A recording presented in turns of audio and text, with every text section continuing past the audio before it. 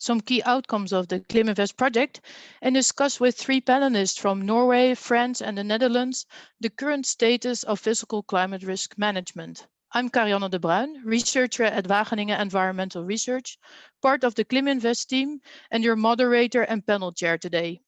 I just checked, we're over already 60, going into the 70 participants from across the globe.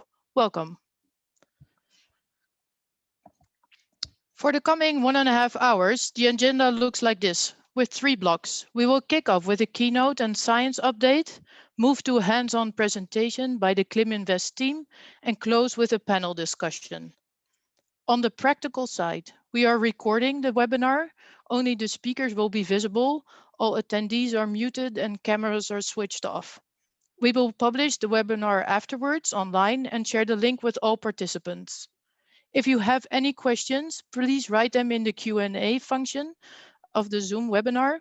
We're not sure we can address all questions live today, but we'll collect them at the end and make sure to get back to you. In short, what was ClimINVEST about? We've been working across 3 different countries with different research institutions and different financial actors, with the objective to help investors respond to the task force on climate-related financial disclosures for physical risks, including looking into climate, physical and financial indicators, sector materiality, impact change linking climate and finance. And it was about shedding light on climate risk assessment services, the transparency of methodologies, about publicly available data, and looking into uncertainties and constraints of the different services. We were a consortium with 6 organizations, being Cicero, I4CE, Meteo France, and Carbon 4, Wageningen Environmental Research, and Climate Adaptation Services. The project was led by Cicero with project leader Christa Klapp, who unfortunately couldn't join us today. So ClimINVEST brought together scientists and investors through a series of science practice labs to co-design tailored information on climate change to support financial decision-making in the face of physical climate risks and opportunities. We did this through a 3-step participatory approach to understand the needs of the financial institutions in terms of fiscal risk analysis, building capacity to understand the possibilities and limitations of such analysis, and co-design and co-develop climate services addressing these needs. If you'd like to get in touch with the ClimINVEST team, please find the contact details here, as well as the project website. The project was funded by ERA4CS, the European Research Area for Climate Services, which is an ERAnet initiated by GPI Climate. ClimINVEST was not a standalone effort, as that many other projects and efforts contributed directly and indirectly to the project. Let's now move to the set of presentations. I first invite Christine Halvorsen, Director at Cicero and former Norwegian Minister of Finance, to give her keynote on climate risks and sustainable investment. Please go ahead, Christine. Thank you so much, Karianne. So nice to see you again, and thank you for inviting me to this webinar. And as Karianne already told you, I'm a previous politician, and I served as the Norwegian Minister of Finance from 2005 to 2009. And during my term, we introduced an expectation document on climate for the Norwegian Sovereign Wealth Fund Global, and that is one of the world's largest fund and it's invested in more than 9,000 companies worldwide. We call it the oil fund. It's the revenue from the oil and gas production that goes into the fund. At that time, it's around 15 years ago, this was perceived as an action of idealism, something that came in addition to securing the financial return of the fund. But then after the Paris Agreement was signed by most of the world's countries in 2015, the financial sector and investors really have changed their priorities and attitude when it comes to climate change and climate risk. Climate risk is now high on their agenda. There is, of course, a political risk and a market risk connected to the transformation to a low carbon economy. But in addition to that, it's infrastructure and investments that are exposed to physical risk because of ongoing climate change that we have to handle, even if we succeed with the Paris Agreement. So today I'm the director of CICERO, which is a Center for International Climate Research. We are based in Oslo. And a few weeks ago, we launched a seminar on climate risk on behalf of the Ministry of Finance and the Ministry of Climate and Environment. And more than 500 people from the financial sector attended that seminar. And not only because of idealism, or not because of idealism at all, because today climate risk is as important to assess as any other financial risk. Climate change is important for business, and it's very important for profit too. So CICERO has several researchers involved in the next intergovernmental panel on climate change, the assessment report from IPCC. And from our research, we know that climate change hazards such as flooding and heat stress are increasing both in frequency and magnitude in many parts of the world. The cost of damage from these events are significant, increasing and expecting to escalate further in Europe and around the world. And an increasing portion of these costs are not covered by insurance. The financial sector is waking up to this risk, and central banks are also pushing for climate risk analysis and disclosure. But to implement climate risk analysis, financial actors need robust and tailored information. They face a confusing array of information from complex climate models and a range of service providers that are not always transparent on their methods and assumptions. So it's a responsibility. Actually. The research for the research community. The research community has a role to play, and to explain to the financial sector in adapting and communicating with what they know about physical risk more clearly to the public and the financial sector, of course. Bringing climate experts and financial experts together can improve the understanding and assessment of physical risk. Actually, there is a newsletter from Bloomberg that I received today, and they asked for exactly this kind of information, tailored information, easy to understand. And this was precisely the goal of the ClimINVEST project, to bring climate experts and investors together to improve the information and tools available to assess physical risk. Today's webinar will provide an update on the latest science, share tools developed with input from investors in our research projects, and offer perspective from different investors across 3 countries. So this is very timely and of great interest to many people, and I wish you all the best with today's webinar and with the project. Thank you so much. Thank you, Christine. I would like we now move to the science update on drought in Europe by Anne-Sophie, who's a researcher at CICERO. Please go ahead with sharing your slides and starting your presentation. Yes. Just 1 second.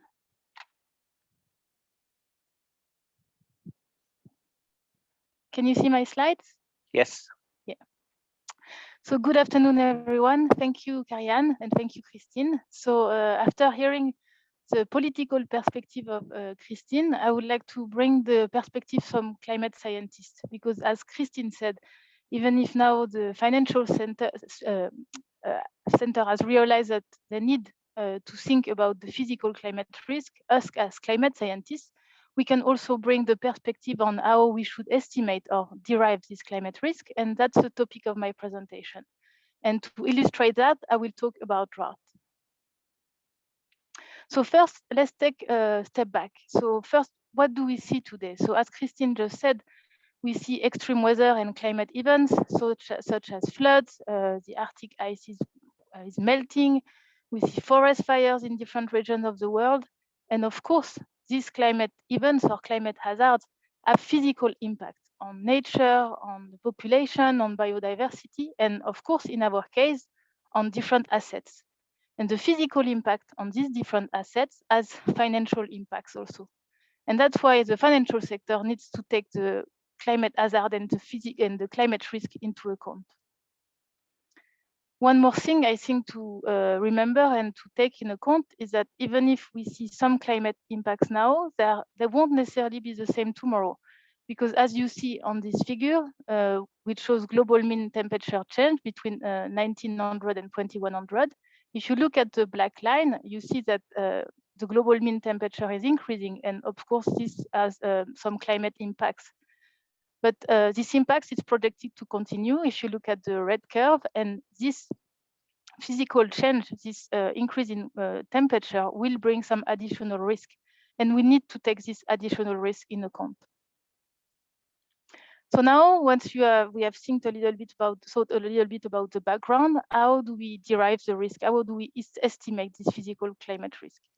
Well, we can use the IPCC framework, which says that the physical climate risk is a combination of climate hazard, the exposure of your asset to this climate hazard, and the vulnerability of your asset. So for example, for climate hazard, I've already mentioned a few of them, like drought, heat wave, or floods. And in this case, I will focus on drought. So for estimating, for deriving this climate hazard, we can use indicators. And for different sectors, we will use different indicators. But in this case, I will only use one. So the length of drought events. And to derive it, you can use this definition, which is the maximum number of consecutive days when daily precipitation is under 1 millimeter per day. So now that we have estimated our climate hazard, we can think about exposure. So the exposure to this climate hazard. And you can have some spatial maps, like this map, which is the length of drought events over Europe for the year 2020. And if you look at the warmer colors, yellow, orange, and red, you can see that Southern Europe is already more exposed to long drought than Central or Northern Europe. So that's not something really surprising, but it's still interesting to know. But what's even more interesting is maybe to look at what will happen in the future or could happen in the future. So if we look at the projected changes of the length of drought events over Europe, and for 2040 compared to 1990. And again, looking at these warmer colors, orange, yellow, and red, you can see that Southern Europe will be exposed to long drought events, but slowly it's also moving towards Central Europe and Eastern Europe. And for some sectors like agriculture, I think it's something very important to know and also to prepare for. So if you remember one of my previous slides, I said that the physical climate risk is a combination of the climate hazard, the exposure, and vulnerability. So we have already talked about the climate hazard and the exposure, but not about vulnerability. So to estimate vulnerability, vulnerability depends on two things in our case, the sector sensitivity and the adaptive capacity. So for example, for drought, we can think about agriculture. Agriculture is very sensitive to droughts. And then we can think about the adaptive capacity. And the adaptive capacity, it's important because you can do something on adaptive capacity. If you increase your adaptive capacity, you have a chance to decrease your vulnerability. So in the case of agriculture, you could implement irrigation or improve your system of irrigation. And in this case, you would improve your adaptive capacity and maybe decrease your vulnerability. So if you have to remember two things from this presentation, the first one is the physical climate risk. It's not only about the climate hazard. It's also about the exposure of your asset to these climate hazards and the vulnerability of your asset. The second thing that is also important to remember is that as I have said before, the planet is warming, and we'll see also an increase in emissions. And we see it again with this black line here showing the increase in historical emissions. But for the future, the path is not written yet. We have different options that are shown with this line with different colors. We have a more pessimistic path with the red color. We have a more optimistic path with the blue line, and other choices in the middle. But depending on the path we choose, there will be an additional risk that will be higher or lower. So if we go towards the red line, we go towards higher risk. And if we go towards the blue line, we go towards lower risk. And I think that's something very important to remember, that we have a choice. Thank you. Thank you, Anne-Sophie. The following brief presentation provide an overview of some of the hands-on work done through the ClimINVEST project on flood risk, heat stress, and screening of climate risks. Felix, climate adaptation and visualization expert at Climate Adaptation Services, will start. Please go ahead. Thank you so much, Karianne. So my name is Felix van Veldhoven. I work for Climate Adaptation Services, or CAS. We specialize in climate change adaptation and in bridging the gap between climate science and adaptation action. Honored to be here. Good afternoon to you all. And I'll be presenting a case study, which is The Wall, a shopping center in the center of the Netherlands, about 65,000 square meters. And we will use this case study in showcasing a high-level physical climate risk assessment. And we've used it to demonstrate to the asset owner and the asset manager what data is and is not available, and kickstart a discussion with them about what the science can and cannot do. Now, the underlying aim of this case study was to learn how we can tailor climate change information so that it can support financial decision making. So in this case, for the real estate sector, for real estate owners and managers. And this case clearly demonstrates, I think, how we try to visualize these impact relevant indicators. And then, of course, the question is, what is impact relevant, or what is decision useful? In the next couple of minutes, I hope to be able to show you what visualization and mapping of climate data can do when you try to translate climate science into actionable knowledge and information for investors. So first of all, where's the data coming from? This is a snapshot from the Dutch Climate Impact Atlas, which provides free and open data in the Netherlands. And the aim is to provide a level playing field for risk assessments like the one that I'm showing right now. And it's funded by the Dutch government and kept up to date by CAS, by us, but also with this network of Dutch research institutes. So the Dutch Royal Met Office, KNMI, but also organizations like the VAS and Wageningen Environmental Research. And we deliberately used open data for this case, since the ClimINVEST project clearly demonstrated that investors have a need for more transparent information. So transparency on the data and the methods. Often they are carried out with proprietary models and platforms, but we really try to push for openness and transparency. So we shared the data and the methods as well. Now, to dive into it, this is the shopping center that I mentioned, sitting in the middle of the Netherlands, next to the A2 highway, in between Amsterdam and Utrecht.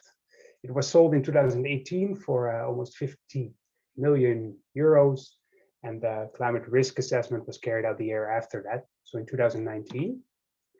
And this is an example of an excerpt of this climate risk assessment or stress test. What you see here is pluvial flooding, or flooding originating directly from rainfall, from extreme rainfall events. And climate change is expected to increase both frequency and intensity of events like this, of extreme rainfall, that primarily happen during the summer period in the Netherlands. And the map that you see right now shows the maximum water depth after a 2-hour extreme rainfall event. So this is an event that's quite rare. It will happen, it's estimated to happen once every 100 years. So you could say once in a lifetime. And the inundation depth that you can see here in these shades of blue for this asset is estimated between 20 and 30 centimeters of water. Now, climate change is estimated to double the risk, so that the flooding as shown on the map may happen twice as much towards mid-century. Now, after Looking at the data, we had a discussion with the technical manager and the owner of the assets and discussed, well, are there any technical installations like the ventilation system or water and sewage system? Are they located in the basement stories? So that we could use local knowledge to understand the vulnerability of the assets. And that's an important point that was made earlier. It's also about asset-specific features, asset-level adaptation measures, and also the resilience of the surrounding area that determines climate risk. So apart from pluvial flooding that I have been showing, we also looked at heat and drought, and that is available on the ClimINVEST website. For now, I just wanted to quickly summarize the lessons learned from this case. So of course, physical climate risk and doing an assessment like this is very complex, and it is local by nature. And the discussions we had with the asset owner and the managers pointed towards a tiered approach, where you would first do a quick scan using open data and aim for transparency on data and methods. So where's the data coming from and by whom it was produced? Then you look at the red flags. So then you can start the discussion using local data and local knowledge to get a grip on climate risk. Now, I hope that I've shown you that visualization and visualizing information like this can support the process. Thank you so much. Thank you, Felix, for your presentation. We now move to Violain, manager at Carbon4, who will provide insight into heat stress and the agricultural sector. Please go ahead, Violain. Thank you. Good afternoon, everyone. Can you see my screen, my slides? It's not yet on presentation mode.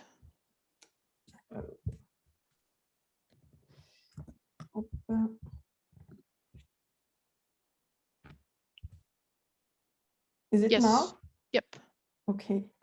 So thank you, Karian. I'm Violain Lepouzet from Carbon4 consultancy specialized on climate change based in Paris. So I'm going to present quickly a simple climate risk assessment of an agricultural investment portfolio. So as everybody knows, agriculture is one of the most exposed sectors to climate change because crop production can be directly affected by bad weather conditions. So heat stress, drought, floods will impact directly the growth of the crops, but also all the logistics around the fields, for instance. So in this case study, we had really few information on the portfolio itself. We had the location of the fields and the value of the investment.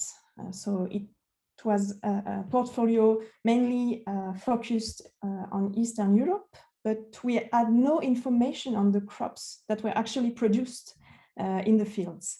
So we decided to run a hazard exposure assessment focus on heat stress. And to do so, we use a generic climate indicator, that is the number of days where the temperature exceeds 30 degrees. So why choosing this generic indicator? Because the IPCC says that 30 degrees is a critical threshold for many crops. And as we had no information on the different type of crops, we decided to use this generic climate indicator. But if you have more information on the type of crop, you can use crop-specific indicator with specific thresholds. So in this case study, we focus on heat stress, on 2050, and on this particular portfolio. You can see the main results here, actually. So on the left side, you have the map showing the frequency of hot days on average for the reference period of 1990. So from yellow to red, you have a number of hot days. So you can see that, of course, it's warmer in the southern part of Europe. And you can see on the right side the same data, but for 2050. So you can see that it's getting warmer, especially in the southern Europe. The dark dots are the location of the investments. So we can combine the two information to create some aggregate indicator at the portfolio level. So we combine the exposure of each asset to the hot days and their value, the value of the investment itself. And we can create this kind of easy to read information where you can see the proportion of the portfolio that is exposed to a certain threshold of hot days. And for instance, here for the reference period, we had 10% that was exposed to more than 10 hot days per year and 22% in 2050. So this is really basic information on the level of exposure of the portfolio to heat stress.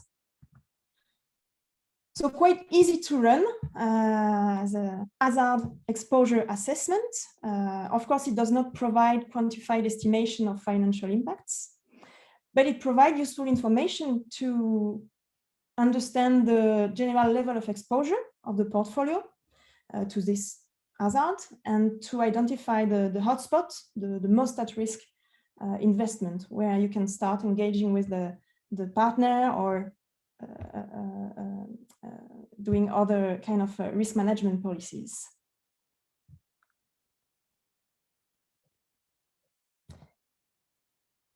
This is it for this easy hazard exposure assessment. Thank you, Vielle. Thanks for your presentation. We now move to Julia, researcher at Cicero, who will continue with a presentation on the interactive online platform set up by the ClimINVEST team. Julia, please go ahead. Thanks, Karianne. I will share my screen really quickly.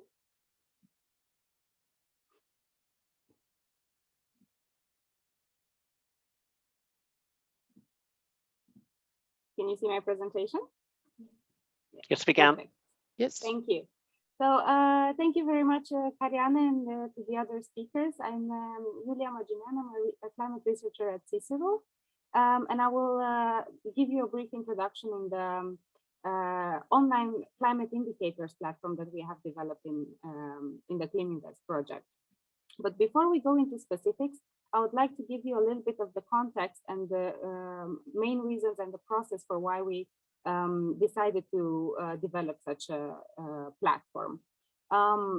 So in the consultations with financial actors during the science practice labs in the ClimINVEST project, we have learned that one of the main challenges that you are facing are related to data, and not necessarily data availability, but mostly data accessibility and reliability.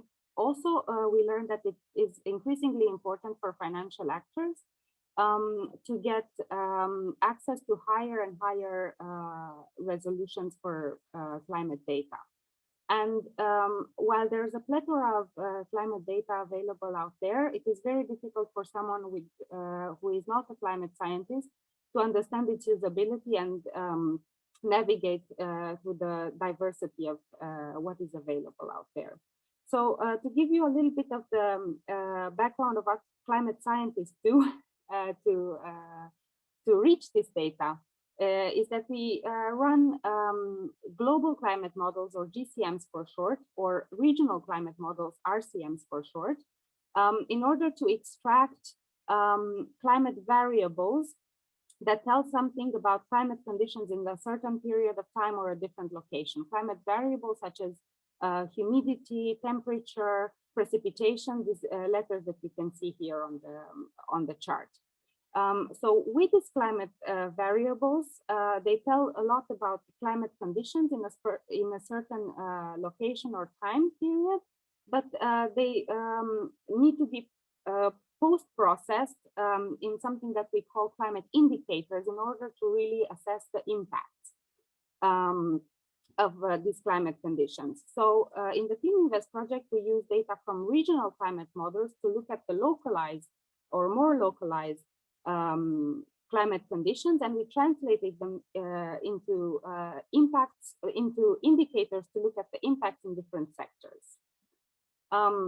Now, as I said before, climate scientists run climate models, and for historical climate conditions, we compare the outputs from these models with different observational data, such as from weather stations, for example, or satellite imagery and so on, to assess the model fit.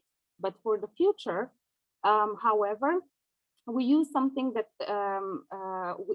we call scenarios, which are different narratives. In this case, for example, for the future emissions.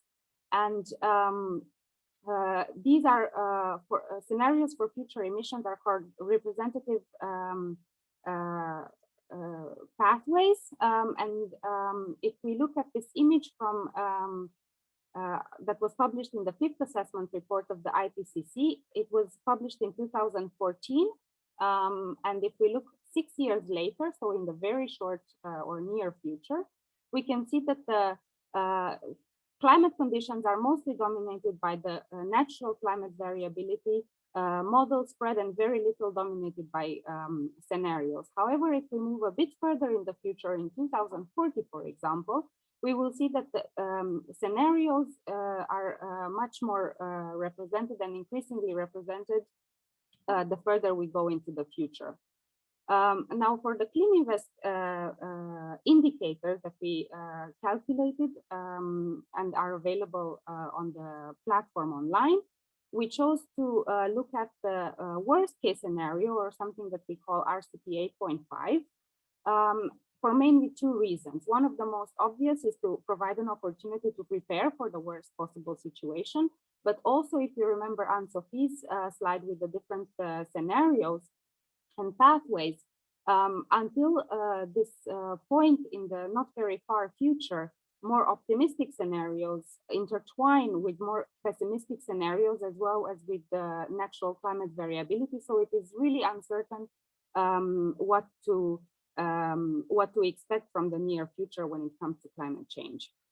Now, on the ClimINVEST online platform that you received the link together with this invitation, as I said earlier, we have calculated this hazard indicators for the different hazards, and we used climate variables from regional climate models to do these calculations.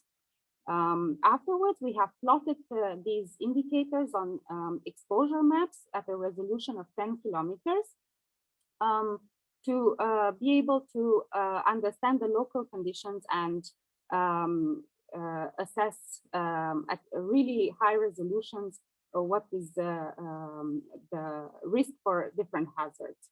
And as Anne-Sophie also pointed out, and Felix as well, vulnerability is case specific. So this is a vulnerability assessment is something that you, the investors, will have to do on your own. But the online platform of the ClimINVEST project provides a set of case studies that will help you navigate and ask the right questions. So now I will try to give you a brief overview of the platform itself.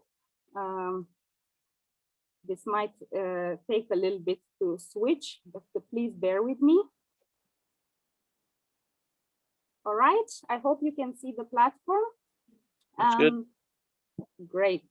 So the main points here are that the online ClimINVEST platform is divided in 3 main sections. The background information gives you some an overview of the project and also who the partners are.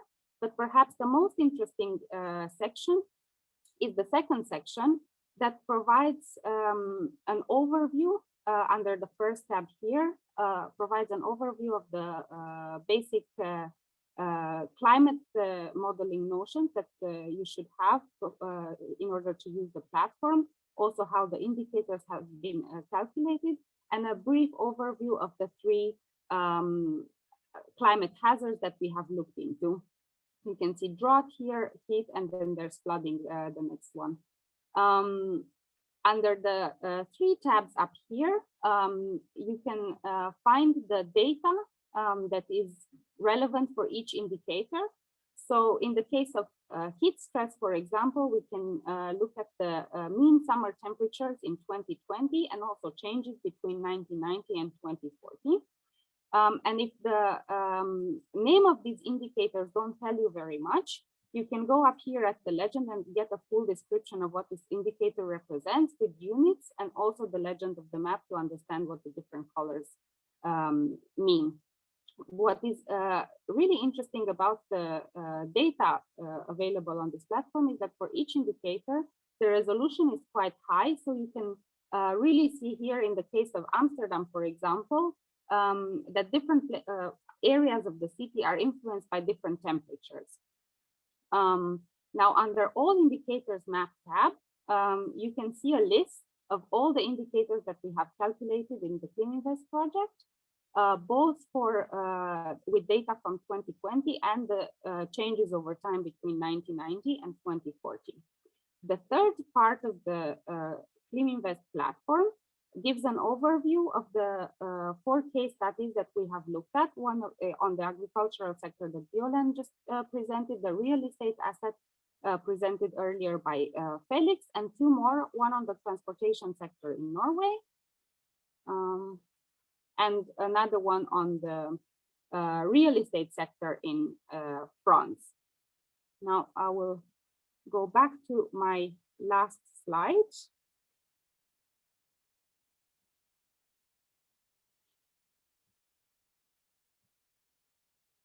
Perfect. So as we saw, the platform contains a lot of information and data, but in addition to, Hey, can Julia, you see my screen? Yeah, can you just go to display settings and change? Oh, let me try one more time. Apologies.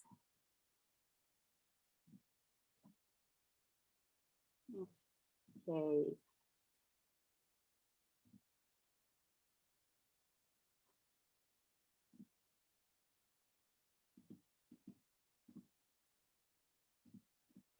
That's good. Yeah, all right, perfect. Yeah, so as we saw, there's plenty of information and data available on the platform, and I encourage you to explore it some more. But to this platform only tells part of the story. So we looked at the mostly at the climate aspects, physical climate and vulnerability aspects on the platform.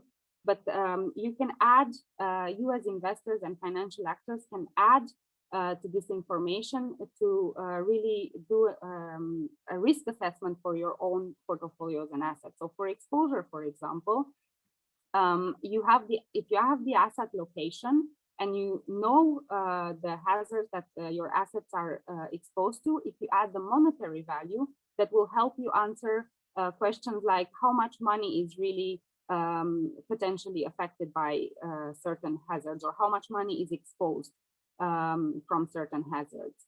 Now moving on to sensitivity.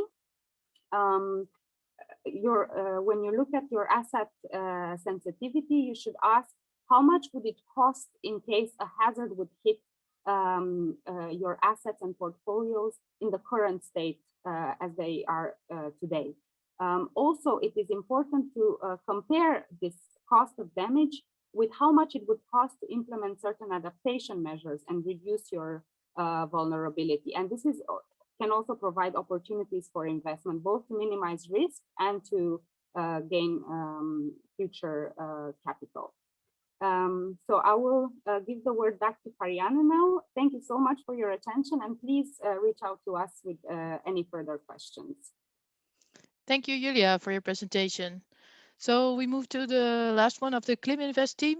Early February, we actually published a project capstone report synthesizing practical lessons from the ClimINVEST project. Romain, project manager at I4CE, will provide us with an overview of the remaining challenges and the way forward. Please go ahead. Thank you, Karianne, and thank you all for attending this webinar. Can you hear me and can you see my screen? Yes, but if you, yeah, do that. It's better? That's okay. Yep, that's good. Perfect.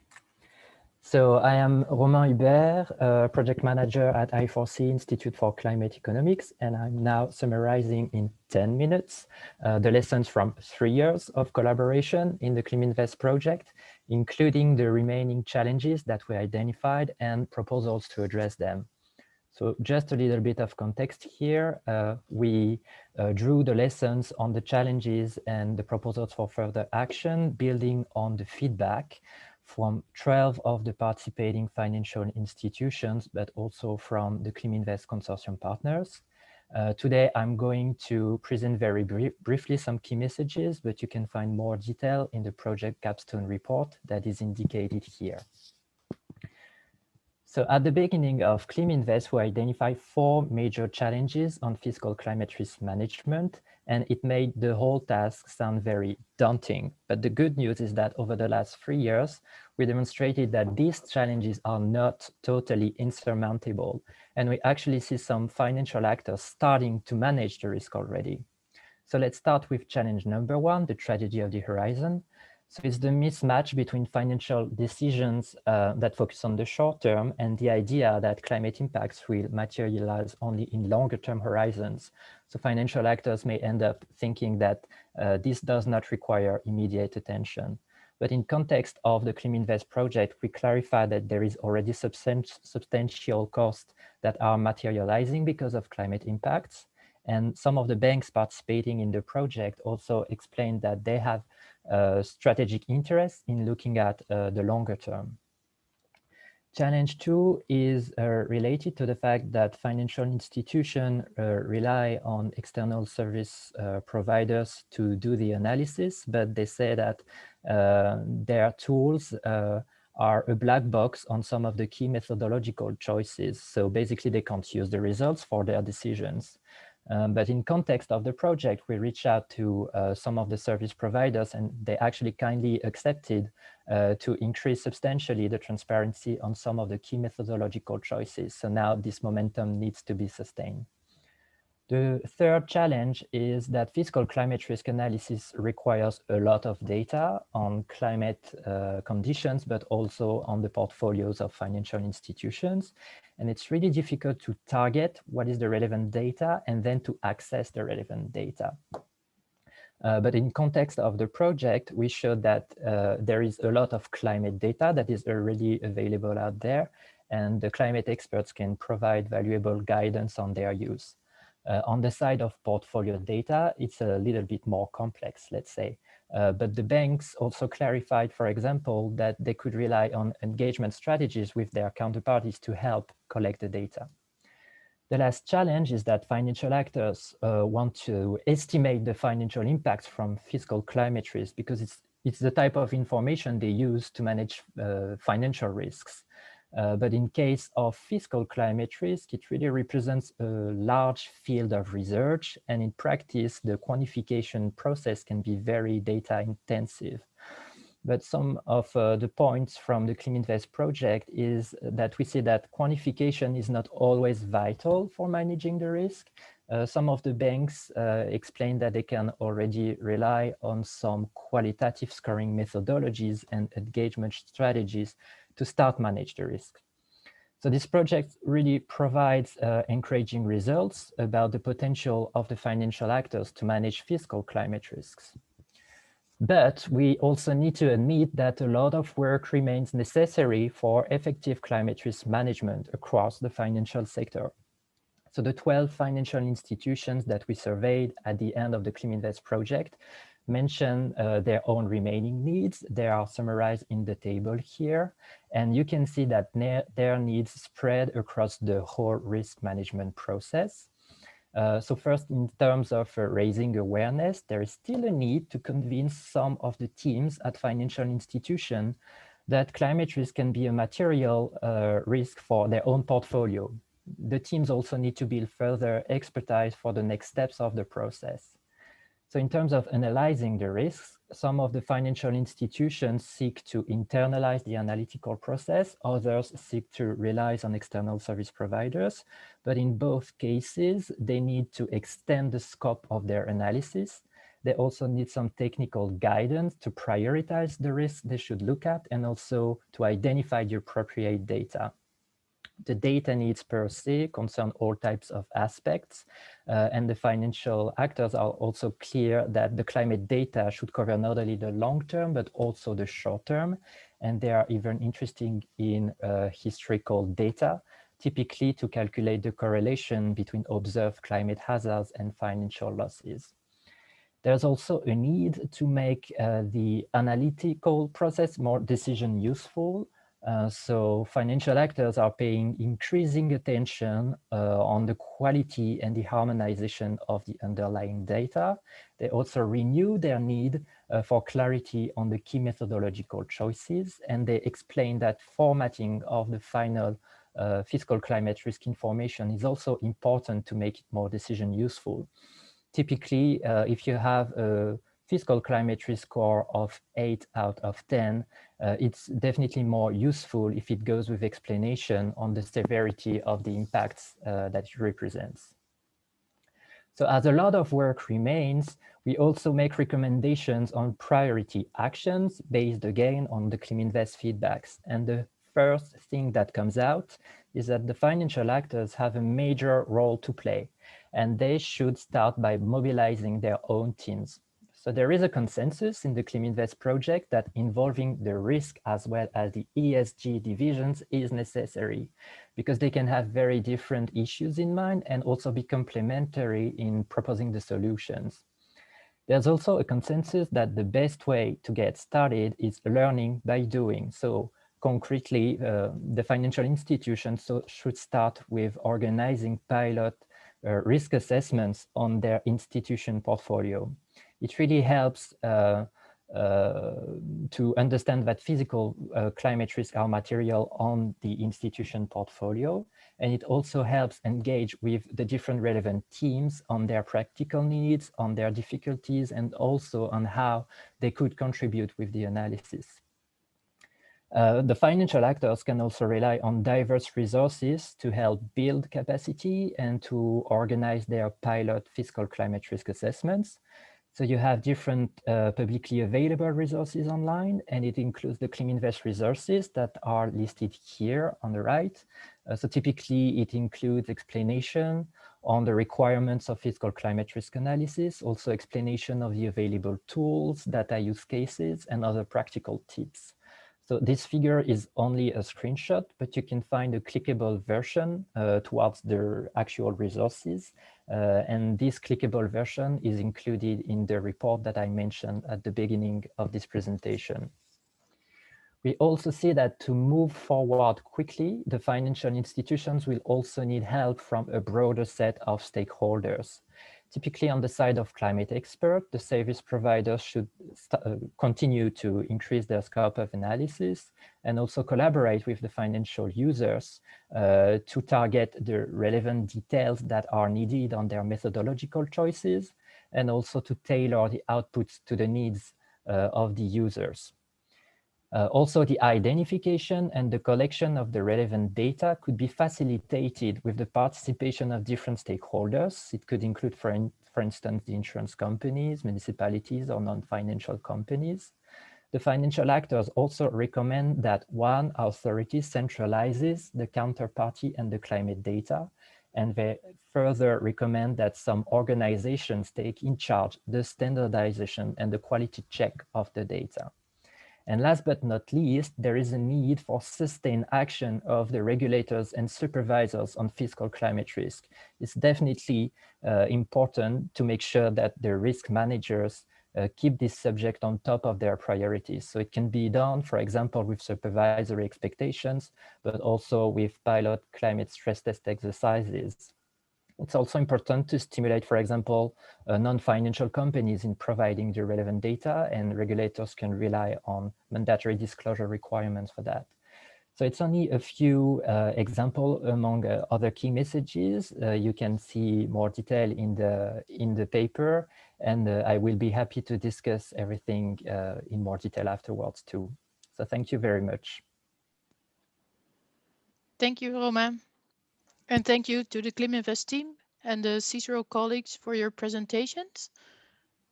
If you could unshare. Thank you.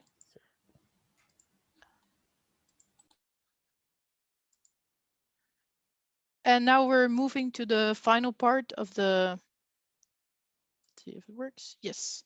We're moving to the final part of the webinar, our panel discussion on physical climate risk assessment in practice, with insights from 3 financial actors in Norway, France, and the Netherlands. The ClimINVEST work has shown that there's not one financial actor, but that there's numerous different actors with different viewpoints, mandates, and timelines they concerned about. We're happy to have 3 financial actors in our panel this afternoon that bring in different perspectives from a local savings bank, a cooperative banking group, and an asset manager with a specific focus on real estate. From Norway, Caroline Bakker-Hjerto, welcome.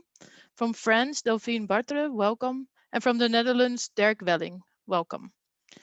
As a start, I would like to invite you, each of you, to introduce yourself and provide some insights into the perspective of your organization on dealing with physical climate risks. What has been your experience to date? What are challenges, successes you would like to share? Please go ahead, Caroline. Thank you, and thank you for inviting me. And I'll try to be concrete and give some examples from practical life in a fairly small but moderately sized Norwegian saving bank. My name is Caroline Bakker-Hjerto, and I work as head of sustainability in my bank. That means that I try to get everyone else to work on sustainability because I'm the sole responsibility officer in my bank. So the involvement of the rest of the bank is absolutely necessary for us to move forward. And to answer your questions, Christian, Karianne, I like the ClimINVEST division into risk awareness, risk analysis, and risk management. And I'll try to, the 2 first of them have been the most challenging for us. First, for the bank, I'll try to, when it comes to the risk awareness, I'll answer a bit on behalf of the bank and a little bit on behalf of Norway as well. And really understanding physical climate risk as a financial risk has been maybe the most challenging when it comes to risk awareness for us. Because when it comes to transition climate risk, it's been easy for the bank to understand, but when it comes to physical climate risk, it's more difficult to understand that as a financial risk. And one of the reasons for that is that most of the natural damages are covered by insurance. So I had a meeting preparing for this panel discussion yesterday with our subsidiary, our insurance company, Fremtiden, and they absolutely agreed. And they said climate risk is first and foremost at the present moment a risk for us.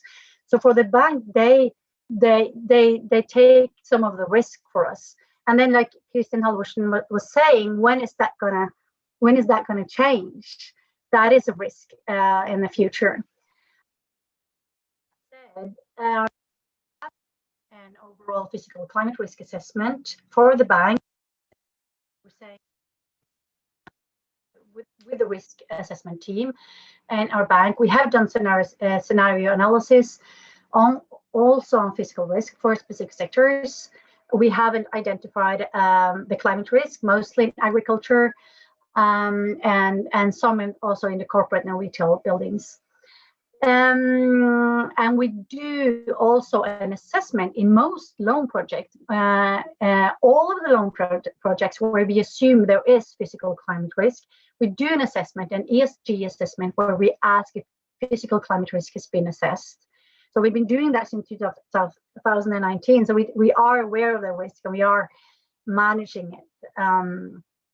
But we need more research to be more aware of it. And my last point is for Norway, the risk awareness process can be a bit weakened by we have something called the Naturskadeordningen as a compensation for damage and loss caused by natural damage. And it's a scheme that everyone pays and those affected get reimbursed. And discussion going on in Norway is that, does that lead to lack of incentives for being aware of climate risk and preventing damage and also adapting to climate change?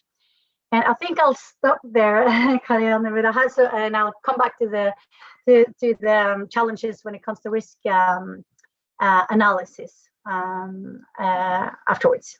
Great, thank you. Delphine, please, the floor is yours. Thank you very much, and thank you for this presentation. As you said, Group BPC is a cooperative bank, and we have regional banks all around France. And I am in the risk department and dedicated to climate risk. The interest part of our participation in the ClimINVEST work is that we realize that the physical climate risk were taken into account in other countries in Europe, and that there was really room for taking into account this also in France, and not only in very faraway countries, but that was to be taken into account in France. And the recent occurrence of climate physical extreme conditions, flood and drought, point out the fact that we were right to look into it. So the way we organize our analysis on climate risk was almost from the beginning on the transition part and also on the physical part. We do realize that the information needed is very specific on the physical part, and that is why we learned from the ClimINVEST initiative that we had to work with, as Romain mentioned, external providers and also a number of scientists to be able to increase our knowledge and the exposure of our assets on physical climate risk.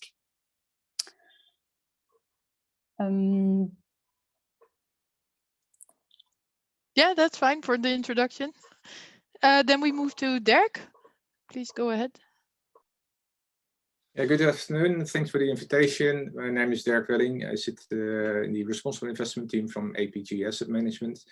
We invest the pension money for about 4.7 million Dutch citizens. And as a consequence, we have a really long-term view when it comes to the investment horizon. And of course, the returns we make do have an impact for quite a big group of the Dutch citizens. We work for 4 different pension funds.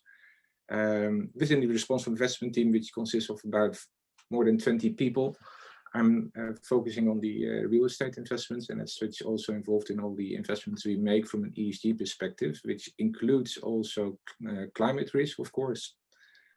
When it comes to climate risk, so far we make distinction between the transition risk, physical risk, of course. Transition risk, we have a science-based methodology in place, which is CREM, and that will work perfectly going forward.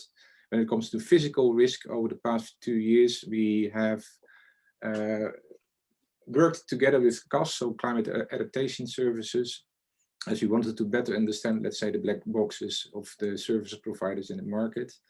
We have developed a global asset level database, so we know for all the investments we make globally, about 46 billion euro in real estate, about more than 50,000 assets. We have now a better understanding of where are they located. And at the same time, it was a question of, okay, how can we assess the physical risks? So we teamed up with CAS and we reviewed 6 global data providers and ultimately onboarded 2. And it would also be my advice, always onboard at least 2 data providers. We run, for example, also correlations among these different data providers. And what we, for example, see is that with flooding, the correlation between those data providers was 0 or even negative.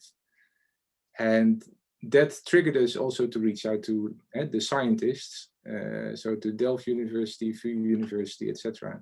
Because now going forward, having insight into the hazards and the exposure, there's still a big quest to improve the data quality, really understand what is what are the hazards in a specific location. And the next challenge is really to incorporate it in our underwriting and risk management, and that at different levels, at individual asset level, company level, etc., etc., etc. Thank you, Dirk. So I guess if I ask you the next question, can science play a further role? I think you actually already answered it, like reaching out to Delft University and to others to detail it further. Do you have any further perspectives on that? On the idea of ClimINVEST bringing scientists and investors together? Is there a next step needed? Yeah, I think for us, because there's quite a gap, I think, between scientists and the investors. One of the articles recently published, I think you need somehow someone who's, let's say, the climate translator, or someone who can really help you to forecast what's going to happen, and you have to work with them. And yeah, ideally, the data should become available maybe through the government, and like in the Netherlands, the climate impact atlas is perfect. But for our global portfolio, yeah, we cannot. It's difficult to find in more than 60 countries. Where can we find the local climate impact atlas and combine all the data at the aggregated level? So scientists could help to unlock, let's say, data at a global scale, because just Europe is also for our portfolio not sufficient. 40% is invested in Europe and the remaining is outside Europe. Okay, that's clear. I think you're actually referring to the Nature Climate Change article by Fiedler et al. On the business risk and the emergence of climate analytics, not having only weather forecasters, but also climate forecasters. I think it's a very well written article. I think where both our communities can find the challenges to go forward. Caroline, just to step into the Norwegian situation, and that you mentioned your risk analysis, is there a role for science there? How are you integrating that in, for instance, loans, or how does that work for your bank, Sparabanken? Yeah, absolutely. There is absolutely need for scientists, and maybe what has been mentioned a lot of times, getting scientific data and make it easy accessible for the financial sector, because we need it. We need it written in a simple way, not a scientific way, and easy accessible information, fast and easy to read, because the tempo is quite high. So there's no time in my bank for asking them, the advisors, to read long reports. They must have it very concrete. They must and they must know. I appreciate the effort of the ClimINVEST to bridge research and finance, because they must buy that tool, because they must know, is this project situated right here? What is the climate risk in this area? So we need the data to be granular, both on a sectorial level and also on a geographic level, and to see that there is a risk of flooding in Norway. It's too broad. They need very granular data. So but one problem when it comes to risk analysis for us is what is the role of a bank? And I get that a lot from inside, because from inside the bank, from the advisors, because there is a nature assessment done by municipalities in Norway when it comes to giving permission, for example, to build in a certain area. And if a customer comes to us with the permission to build and present the nature climate risk assessment, it's very difficult for a bank and for an advisor in the bank to say, okay, I can see the risk assessment done by the municipality. I don't think it's good enough, because we don't have scientists. We don't have natural scientists. We have economists in the bank, and they have to rely on the competence and on the assessment done when there is a permission given by the municipalities. So that is a question that we're discussing a lot in the bank, and me participating in quite a lot of these kind of seminars. I know that there is a discussion in Norway whether the competence in the municipalities are good enough, and because we got small municipalities in Norway, and you've got the same person responsible for doing a climate risk assessment, and is it also responsible for sports? So is the competence good enough? And I think that's first and foremost a very important role for a natural scientist, to try to get the information that you have out to the people actually doing the climate risk analysis that we must in certain with most practical ways rely on. So I hear you in a way say there's two gaps between the scientists and the financial sector, but also the scientists and the local communities to be bridged to fill. Yeah, Great, Yeah. thank you. Delphine, your perspective in France, both on science, but also on this challenge of also the risk understanding at the local governance level. Is that the challenge for you as a cooperative bank?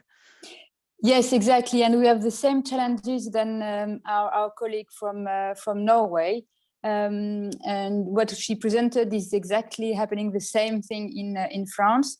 And I would like to confirm that as a financial actor, we need input from the scientists, especially because they are on a prospective side of things in terms of physical climate risk, and the local authorities and even the local companies need additional information from the scientists, and I think the scientists do realize this need, and the future report of IPCC I think is really a concentration of a lot of scientists' input, and that are going to be closer to the real activity of companies and individuals in our countries. In France, our national or public company for weather forecast, Météo France, has published a very recent report on regionalized consequences of physical climate risk. So it's a mix between weather forecast, which is different from the climate perspective, but they've issued a very regionalized tool where you could identify a specific address and see what is the climate perspective for those areas. And so this is really adapted to the to several regions in France where the climate hazard can be very different. Even if you speak about flood, it doesn't have the same reality in several regions of France, and I suppose this is the same in other countries. So yes, scientists are very welcome to work with us, and I think they realize that we need information from them on a more concrete way to share with our clients, being companies, large or smaller companies. Okay, clear. Thank you. Maybe just an additional question. We have some time, and actually also referring to this article that Derek also mentioned earlier. There is also the challenge brought up as to using climate risk, physical climate risk assessments to also building climate resilience. Maybe Derek, on you investing in real estate, there's an impact of physical climate risks on real estate and on your portfolio. But is there also a way of you creating impact on looking to climate resilience? Can you say a little bit about that from your side? Yeah, you mean more the opportunities side, so the positive side of of the equation. Yeah, we do invest. Let's say, for example, in the Afsluitdijk in the Netherlands. So there we see some investment opportunities, of course, but we have not completed our assessment yet, because to really conduct the good climate risk assessment, it also requires asset level data to understand, let's say, the vulnerability of each individual asset or a vulnerability of a different of a specific region. And that kind of information is not, let's say, in the quantitative models that are available in the market yet. If you would look at the physical risk in Manhattan, for example, yeah, I expect that that Manhattan will invest in certain defense mechanisms, but is it already captured into the quantitative models? So we need to have some further policy information, understanding what kind of resilience measures have been undertaken in a specific region or country or city. And that kind of information is not ready available yet. And yeah, like one of our investments that included 11 centers across Europe, they conducted their own physical risk assessment, and for the Netherlands, we had added also the climate impact atlas, and we had our own 2 data providers. We had 4 different data providers for one asset. We saw four different outcomes, and yeah, then we had all the information on that specific asset, but still, what about the hazard? Is it will it be a high risk or low risk? So there's still plenty of information which is not there yet, and the risk of selecting a specific tool or selecting a tool is also a risk in itself. And so when you start to invest in resilience, be aware that you're also well informed. Yeah, that's clear. Is that like from Norway perspective on also being aware of investing in climate resilience, a part of your analysis? I'll give a very, very concrete example of that, and that is also from our insurance company, a project and collaboration, which is a maintenance calendar that we want to use for the real estate, for our real estate customers. There is a lot of money in Norway going into refurbishing the houses, but it's mostly painting and new sofas inside, and we want to change the focus to maintenance of your house, and that has a climate risk. That is the reason why we're engaging in this project, because to make them more resilient, so to speak. Yeah, absolutely. Okay, interesting. And Delphine, in France, from your side?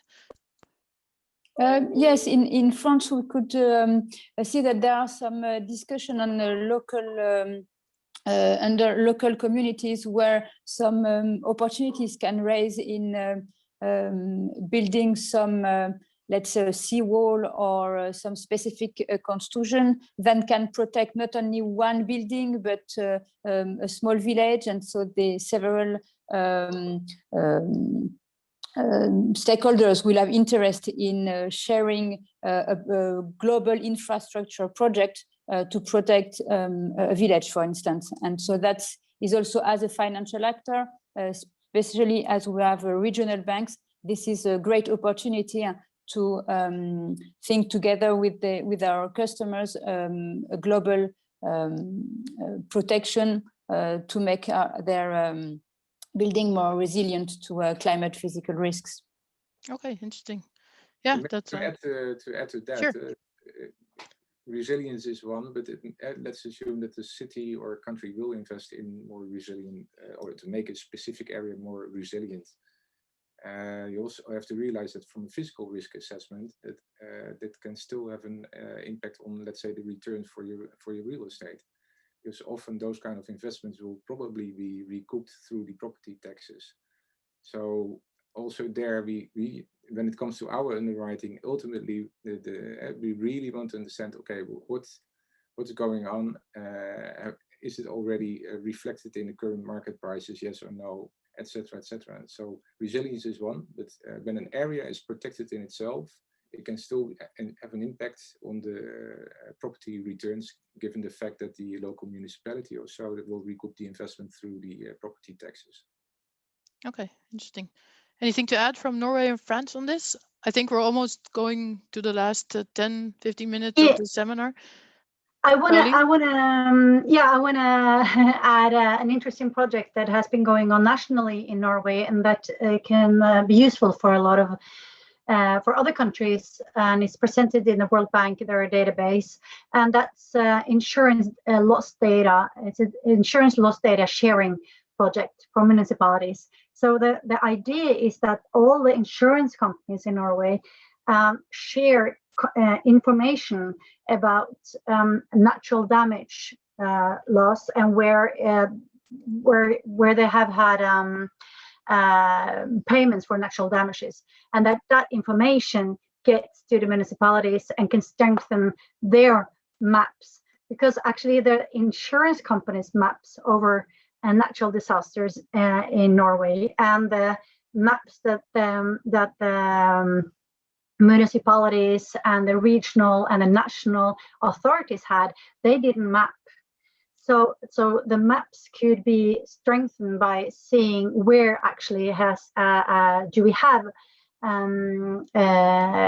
payments because of insurance payments because of natural damage, and that's the whole idea behind the project is to strengthen the municipalities' ability to climate resilience ahead of a natural disaster. Okay, to get a better idea of what happened in the past to inform better decisions. Yes, absolutely. Yeah. Okay, maybe you could share later on maybe the title of the project if other people are interested who are listening in. Yeah, I could share it in the chat later. Yeah, thank you. And then Delphine or Dirk, I would like to, I think, move to the final point. I think we already saw a list of challenges mentioned by Romain that ClimINVEST identified. But for you, your company, the country, maybe even, what do you see as remaining challenges for the financial sector on integrating fiscal climate risks in mainstreaming financial assessments? What do you see? Is it all solved in 5 years? It's all set in stone? What do you see as challenges on the way ahead? Maybe Dirk first?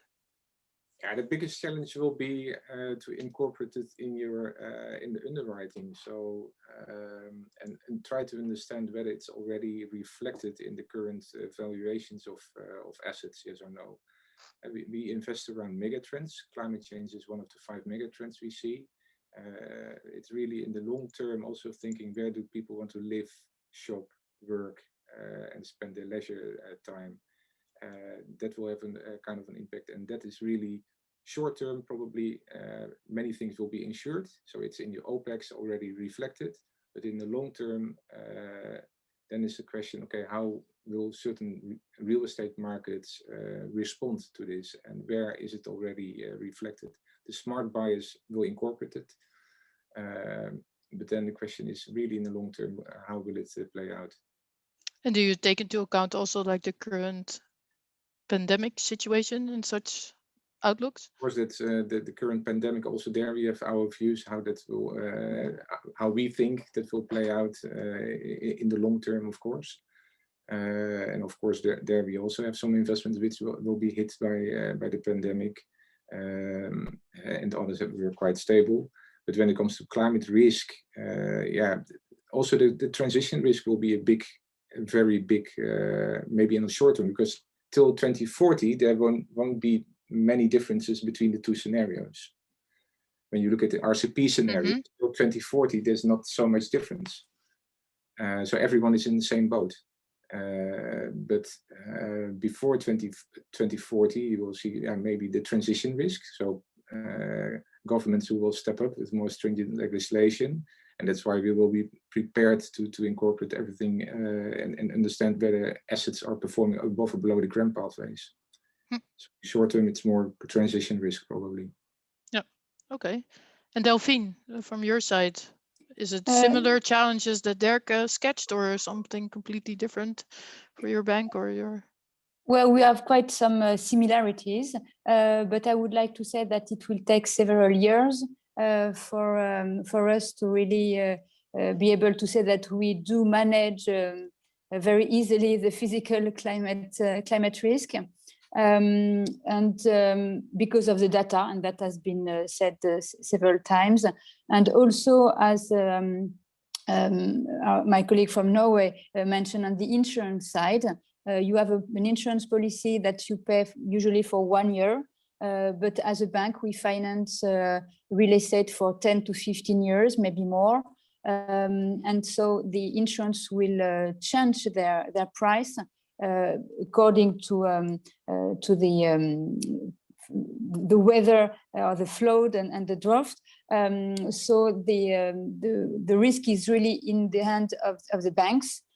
So that's why we need to invest in climate data information platform, as it was mentioned, to anticipate, and that's the role of the risk department, to anticipate the risks that will probably occur in the future. And we can see that the future can be sometimes very close, and I don't think we should wait until 2040 but some things can happen in the next few years, and we've experienced this in France, but not France metropolitan, but in the Caribbean, when a hurricane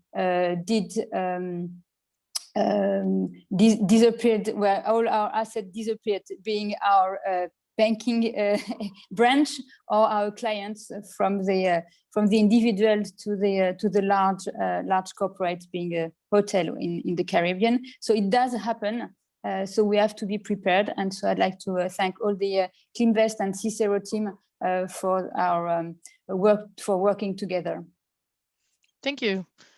Caroline, any remarks on final challenges or remaining challenges you see?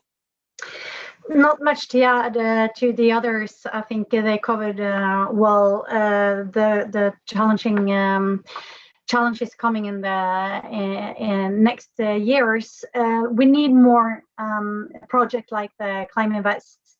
We need collaboration, like I was mentioning, between municipalities, local authorities, and insurance companies and researchers. We need more collaboration, and we need projects like you've done, the ClimINVEST, to really get out to practitioners. And I think often with these good projects, they end when today with the closing seminar, we actually need further projects to really get the knowledge out there. To the people sitting and doing the climate risk assessments on the ground. And I think that will be a main challenge in the coming years. Great, thank you. Any last comments, Dirk, Delphine, or Colleen? Then I think we... Well, what would be helpful for us as a global investor is that there would be one website where we can find per country the best tool or the best data. If someone has, let's say, the Google of climate risk. So if you can find the best data source per country, yeah, that would already be very helpful. So I trust that there will be some participants, some smart scientists. I'm now writing down your notes. Then feel free to reach out to us. Okay, yeah, that's clear. The same wish here. You adhere all of that. Okay, well, we see you next project. We'll all call you. Great. I think given the time and also seeing the participants leaving or the numbers going down a bit, I would suggest we close. I would hereby like to close the panel discussion. Thank you, Caroline, Delphine, and Dirk for your contributions. I just have the final slide with our contacts. Again, if you're interested in reaching out, let me just put it up. Oh, is there? Yeah. Again, so if you're interested in outputs, I think several have been mentioned. We have the capstone report, etc. You can go to the ClimINVEST website where there's all the links available, or contact one of the partners. I would thank again the panelists, all the presenters, and all the participants for being here. And as mentioned, we will be sharing the recording with you. So if your other colleagues would be interested to listen to what we discussed today, you can share that with them. I would say thank you for now, and have a nice day, and hope to see you somewhere in another project or challenge as just posed again. Thank you. Bye.